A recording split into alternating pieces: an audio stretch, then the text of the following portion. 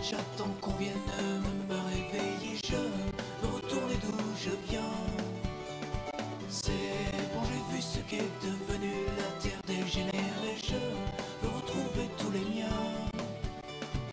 Délirante planète, j'attends qu'on vienne me réveiller. Je veux retourner d'où je viens.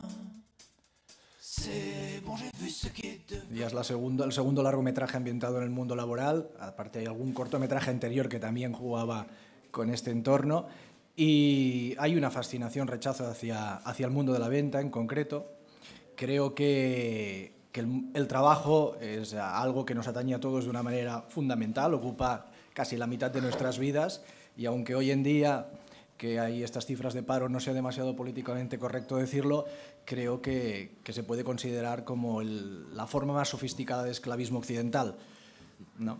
Y a la vez la gran tragedia de nuestros días, el hecho de no tenerlo. Creo que nos afecta mucho y bueno, de ahí el interés, ¿no?, de abordar siempre el mundo del trabajo. La diferencia respecto a la película anterior es que Bienvenido a Farewell Goodman transcurría en los despachos de los altos ejecutivos, eran los oficiales, ¿no? Y lo que a mí me interesaba de A Puerta Fría era focalizar sobre los soldados rasos, ¿no?, sobre los comerciales, ¿no? De hecho, la película surge un poco como un tributo al oficio del vendedor, pero del vendedor de a pie, ¿no?, de aquellos que son los que van puerta a puerta o tienda a tienda, aunque aquí están encerrados dentro de una feria. Aquellos se movían los ejecutivos por motivaciones de ambición, poder, éxito, y aquí es por necesidad, ¿no?, por no perder el trabajo. Y también hay una parte que a mí me interesaba, que es el lado más romántico, ¿no?, del oficio, en su vertiente artesanal. Y es que hay una necesidad vital, ¿no?, de desarrollar el trabajo, es decir, son vocacionales. En el caso de Salva o de Carmelo, son gente que no podría vivir haciendo otra cosa, ¿no?, y eso me motivaba mucho. Respecto a la otra pregunta, bueno, sí que se dejó dirigir, claro, una maravilla, ¿no?, trabajar con Nick Nolte. La realidad es que, bueno, por mi corta experiencia, es que cuanto más experiencia tienen las personas con las que trabajas, también acostumbran a ser más humildes y profesionales, ¿no? Y Nick Nolte pues fue absolutamente accesible, vino con una implicación total, estuvo poco tiempo. Te diré que el último día de rodaje ya preguntaba si al día siguiente seguíamos rodando y él se iba. Muchas ganas de trabajar y atento a todas las indicaciones. Es decir, cada toma me miraba, ¿no?, para ver si era correcta o no. Yo iba, le daba la indicación que creía oportuna, él abierto a todo, ¿no? Muy bien, sí, perfecto, ideal. Se integró muy bien en el equipo de rodaje y estaba encantado de trabajar en la película. Él decía que era una película como las que ya no se hacían en Hollywood, y a la vez también decía que estaba aterrorizado de trabajar en España, ¿no? También estaba la barrera del idioma, ¿no? Él no hablaba español. Su presencia en el rodaje fue reducida por el papel que tiene, ¿no? Tiene un papel importante, pero fueron pocas jornadas. Y claro, la integración en el equipo es lo que quizás costó más, y eso le preocupaba un poco, pero fue fabuloso. Pues mira, fue un trabajo de su agencia española, de WM, y de la agencia inglesa, porque Nick ya estuvo trabajando Xavi me lo pidió, pero dijo, bueno, con el poco dinero que tenemos seguro que estoy pidiendo mucho. Pero yo tenía unos colegas alemanes que habían trabajado con él, y hubo una época que estuvo trabajando en Europa, ¿no? Yo lo vi porque creo que estaba metido en el último proyecto de Jodorowsky en Cannes, que no ha debido de progresar el proyecto, y lo conocí allí. La verdad que lo vi que estaba bien, porque había también ahí una especie de comentarios de que estaba un poco fuera un poco ya de la circulación desde el punto de vista profesional, pero la verdad es que respondió desde el primer momento, y la verdad es que tenía bastante trabajo, ¿eh? De hecho, aparte de la serie esta de los caballos dichosa, que se han muerto los caballos, yo que sé qué historia, o lo ha matado el productor, porque es pésima la serie, sobre todo el director. Ellos están muy bien, son grandes actores, pero Entonces, quitando esto, pues ya lo habéis visto, lo han vuelto a nominar. Y la verdad es que desde el primer momento le gustó el guión.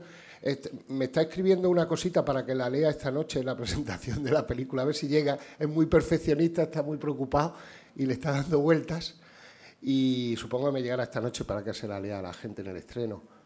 Y la verdad es que aceptó del primer, pidió un salario razonable y luego en la rueda de prensa de Sevilla, como ha dicho Xavi, la verdad es que hizo toda, fue estupendo. Se ve que es un hombre de cine y fue muy bonito todo lo que dijo del cine europeo, de sus compañeros y en contra del 3D como metáfora del cine moderno, frívolo, vacío, etcétera.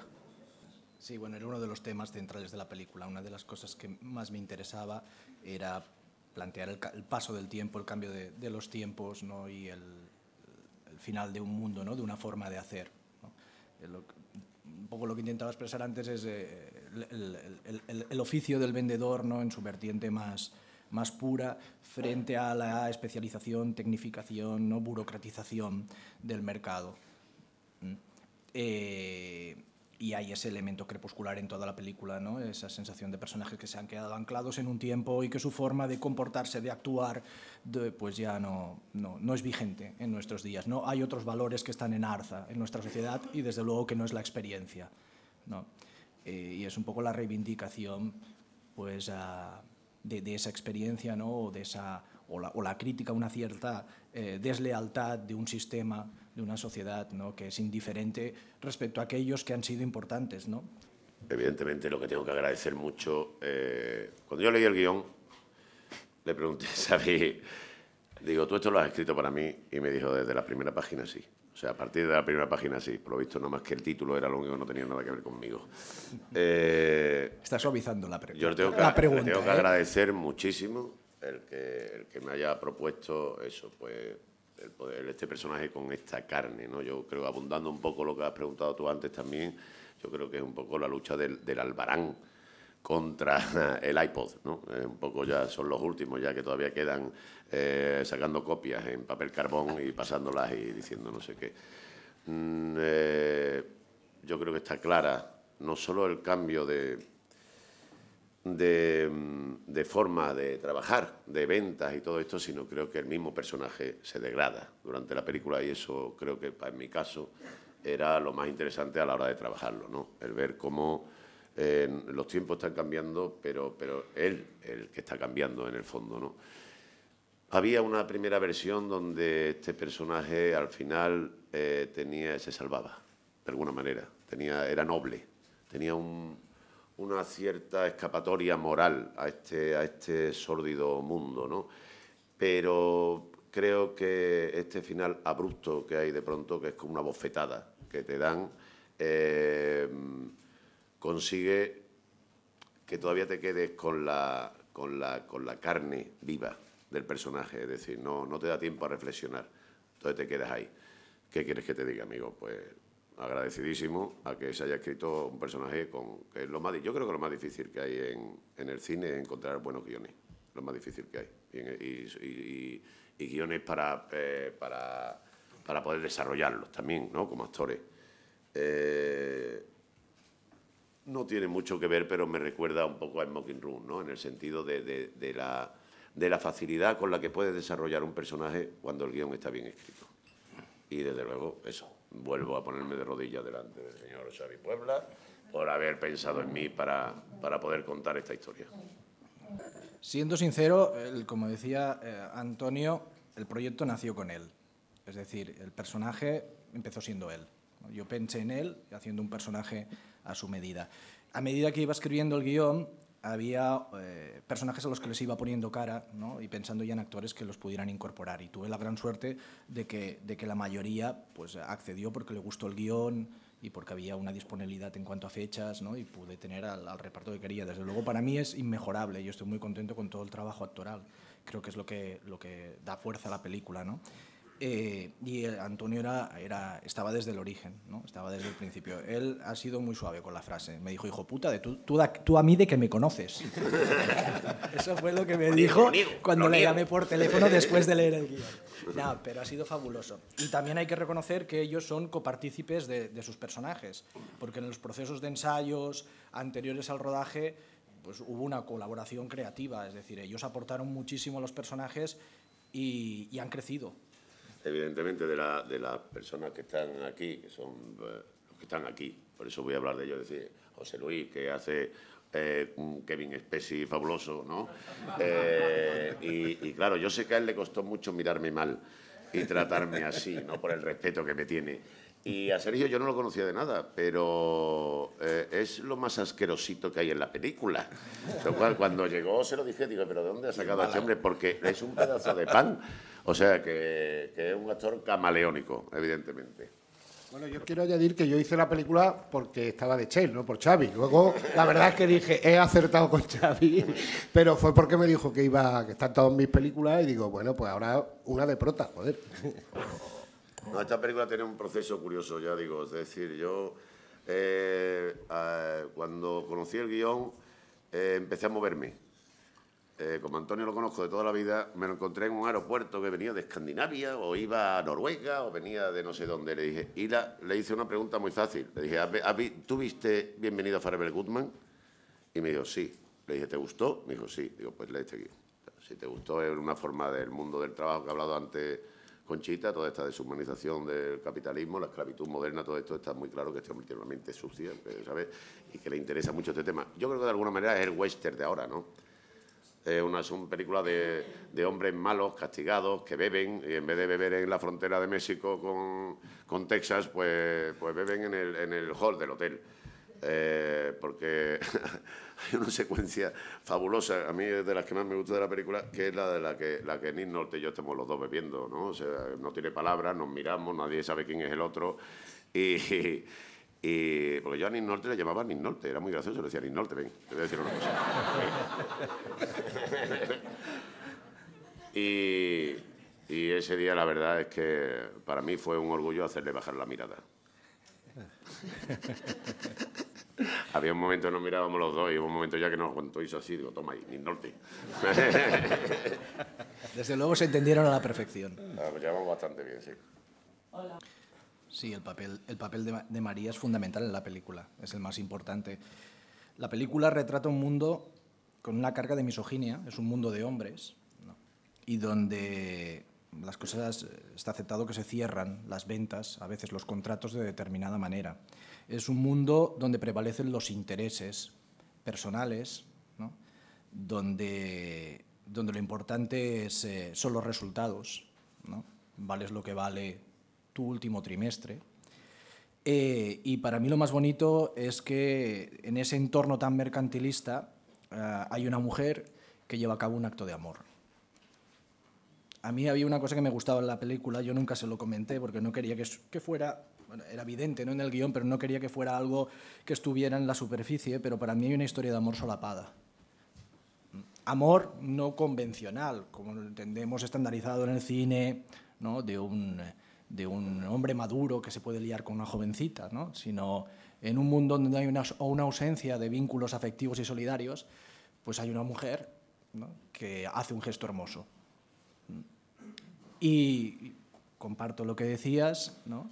Eso conlleva también una crisis, ¿no?, una ruptura en el personaje de Salva, ¿no?, al tocar fondo, ¿no? Y ahí está el qué coño ha cambiado, Carmelo. Respecto a lo que me has preguntado, es una ausencia total de alegría y de frivolidad. Es decir, yo vivo en Sevilla, la película fue rodada en un hotel de Sevilla y yo tengo 2 niños chicos y me fui de mi casa. Durante el mes de rodaje me fui a vivir al hotel. Era la única manera de llegar a esa degradación del personaje. Es decir, esta película no me permitía reírme de ella, que es lo que hago normalmente con mis trabajos, ¿no? Ni reírme de mí mismo, ni frivolizar, lo que te he dicho antes. Entonces, esa concentración absoluta, yo te agradezco, porque espero que se vea ahí, ¿no? Quiero decir que Yo vivía allí, o sea, me llamaban a la puerta de la habitación, salía y me ponía en el ascensor, donde fuera, y cuando acababa me volvía a la habitación y eso era como... bueno, supongo me están escuchando los productores y los directores y digo, así hay que ser, ¿sabes? Tener al actor encerrado y sacarlo nada más que para que darle el azúcar y volverlo, ¿sabes? Toma el azuquita y adiós. Pero en este caso la verdad es que era necesario para llegar a esa decrepitud sentimental que tiene este señor, ¿no? Que no sabe expresar de alguna manera. Tanto yo como el co-guionista tenemos una experiencia pasada en el mundo comercial. Entonces es un vocabulario que nos es muy familiar, ¿no? Yo, gracias a Dios, hace casi 15 años que lo abandoné. Por otro lado, lo decía antes, hay una gran colaboración, una gran participación por parte de los actores. Esa secuencia concreta, a la que creo que aludes, ¿no? Cuando está intentando vender la cámara y al final el cliente se va sin comprar, es una secuencia que surgió en el mismo set de rodaje antes de rodar. Es decir, el guión era muy sólido, pero sufrió varias transformaciones a lo largo del proceso.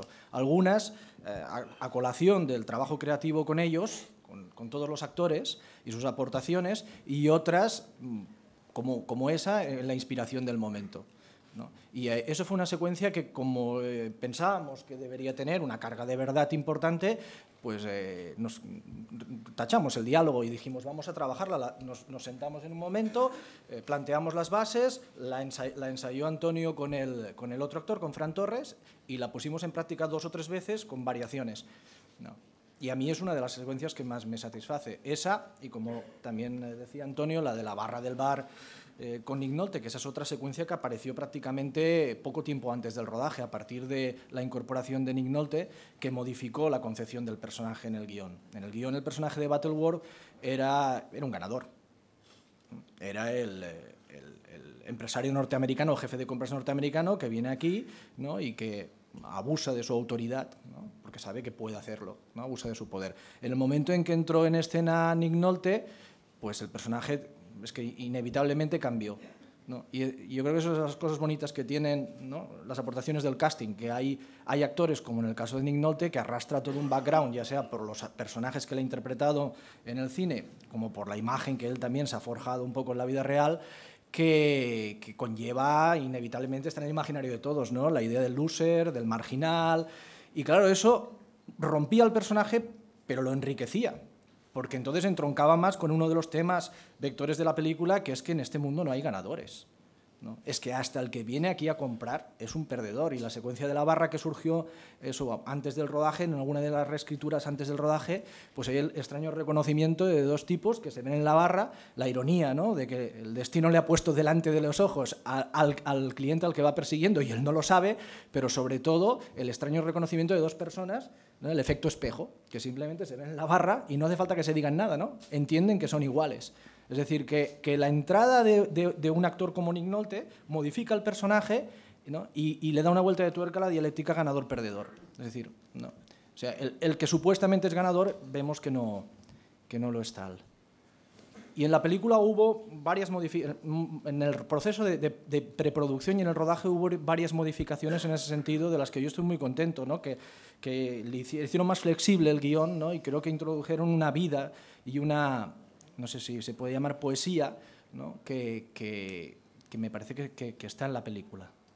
Pero yo puedo hablar de mi caso personal. Por mi corta trayectoria, yo no puedo empezar a escribir un guión sin pensar en los actores. Yo llevo 12 años intentando hacer cine, he hecho 3 largometrajes y si he llegado a una conclusión es que a mí lo que más me interesa en el cine son los actores. Para mí es el motor. Y sobre el guión ya o sea, empiezo a pensar en los actores.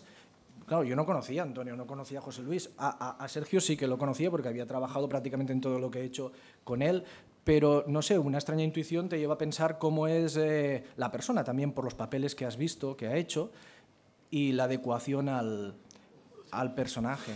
Con eso no quiero decir que el actor, obviamente, todos los actores tienen posibilidades de interpretar todos los personajes, pero creo que en el casting hay un porcentaje importante del éxito del reparto, ¿no? No sé si es que nos están echando con la luz. Pues puede ser que sea eso. No, la clave es que es una película de serie B, luego en Miel de Naranjas es a toda luz. Vale. Esta ha sido buena. Está bien.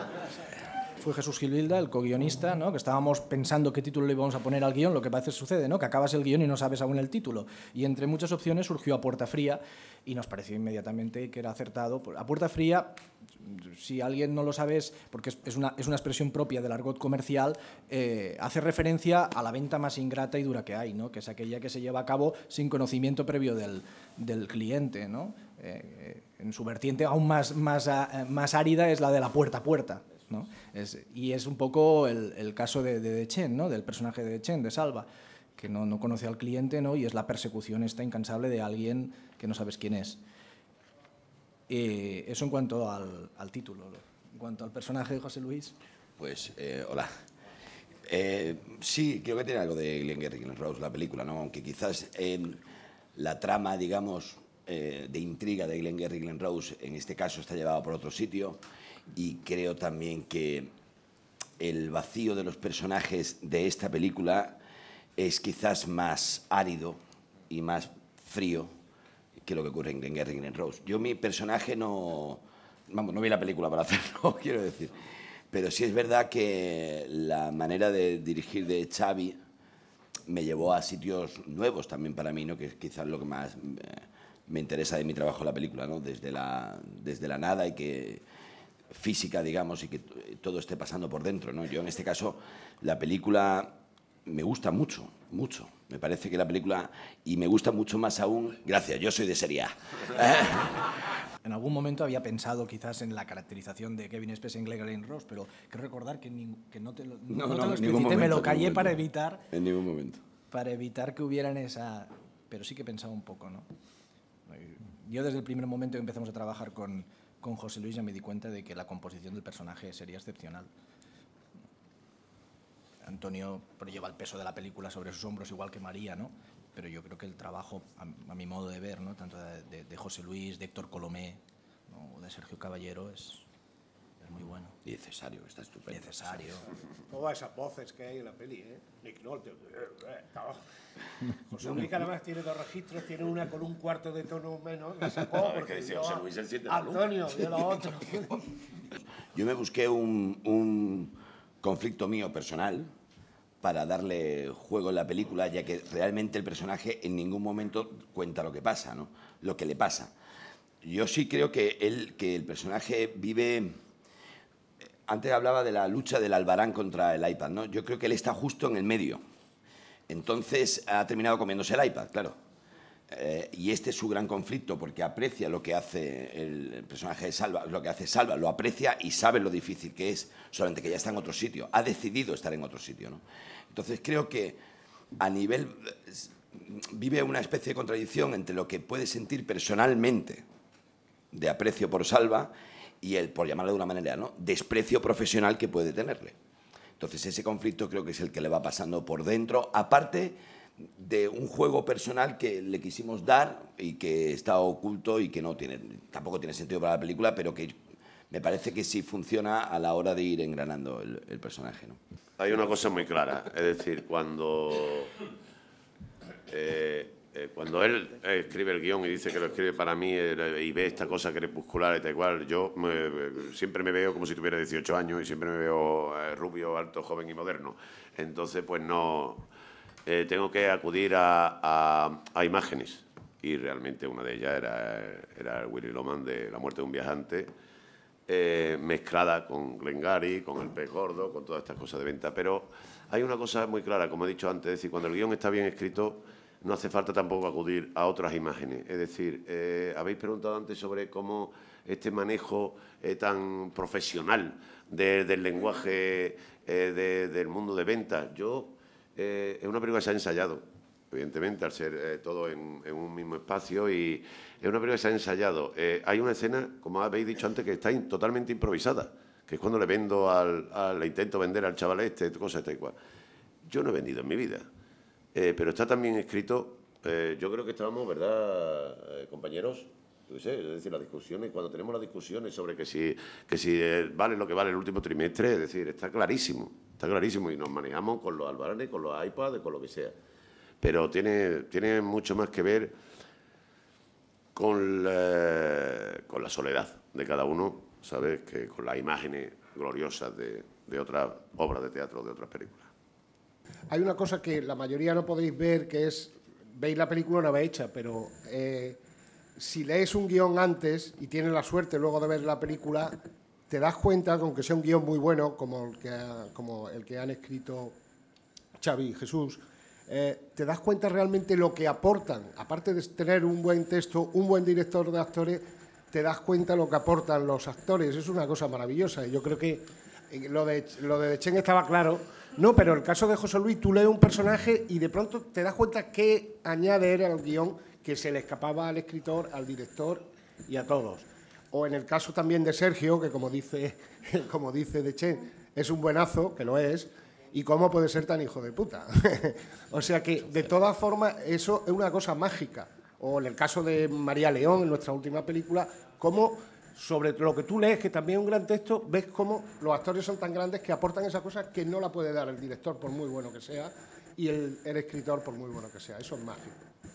Repito, por la poca experiencia que tengo, siempre a mí lo que me fascina es en el momento de la preproducción, cuando empieza a materializarse el guión, en las localizaciones, ¿no?, en la realidad, y sobre todo cuando empiezan a encarnar a los personajes, los actores, cómo eso cobra vida, y cobra vida a veces en una dirección distinta, que yo creo que hay que invitar a que vaya en esa dirección, porque es cuando las cosas cogen verdad, ¿no?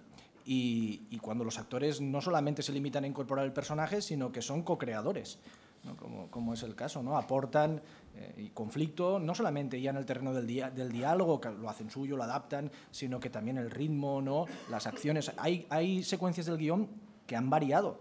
Por ejemplo, la secuencia de Salva con Inés, cuando se encuentran por la noche en la suite, cuando ella vuelve disgustada, el desenlace que tiene lugar en el balcón, ¿no?, del hotel, surgió a partir de la localización y de los ensayos, ¿no? Tenía un desenlace distinto sobre el guión. Pero si uno está abierto y hay una actitud colectiva de participación, ¿no?, y de co-creación, pues es muy bonito ver cómo las secuencias se enriquecen, crecen, van en otra dirección, y eso también te hace sentir vivo, ¿no?, que no estás ejecutando un guión, sino que la película está en constante proceso de evolución.